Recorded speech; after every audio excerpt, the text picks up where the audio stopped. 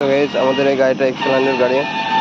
তো এই গাড়িটা আমাদের চলতে চলতে বন্ধ হয়ে যাচ্ছিলো, বাট গাড়িটা একটা প্রবলেম ছিল, বাট প্রবলেমটা ঠিক করার জন্য গাড়িটা দিয়েছে আমাদের কাছে। তো গাড়িটা প্রবলেমটা আমি চেক করছিলাম, তো প্রথম চেক করে গাড়িটা চালালাম, তো গাড়িটা সেম প্রবলেম বন্ধ হয়ে যাচ্ছিলো। তো তারপরে গাড়িটা আরও অনেক কিছু করার পর, সব কিছু করার পরে এখন চালাচ্ছে। এখন আপাতত ঠিক আছে। এখন আমি শোরুম থেকে অনেকটা দূরে আছি, তো শোরুম যাবো চালিয়ে নিয়ে, তো দেখবো গাড়িটা আর প্রবলেম করছে কি না করছে।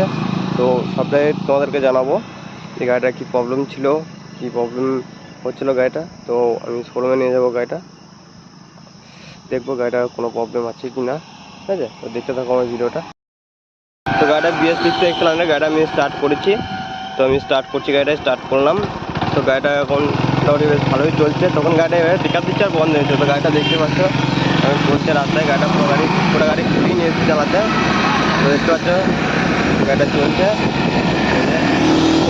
গাড়িটা পিক আপ চলছে।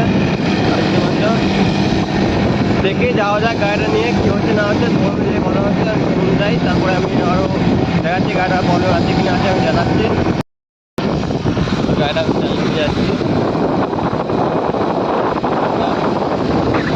গাড়িটা দেখা যাক শোরুমে যাই। তো চলে এসছি শোরুম যাবো এবার, দেখে বুঝে যাবো।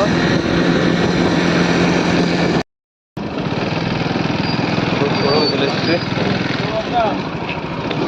ঠিক আছে। হ্যাঁ, শোরুমে চলে এসছি।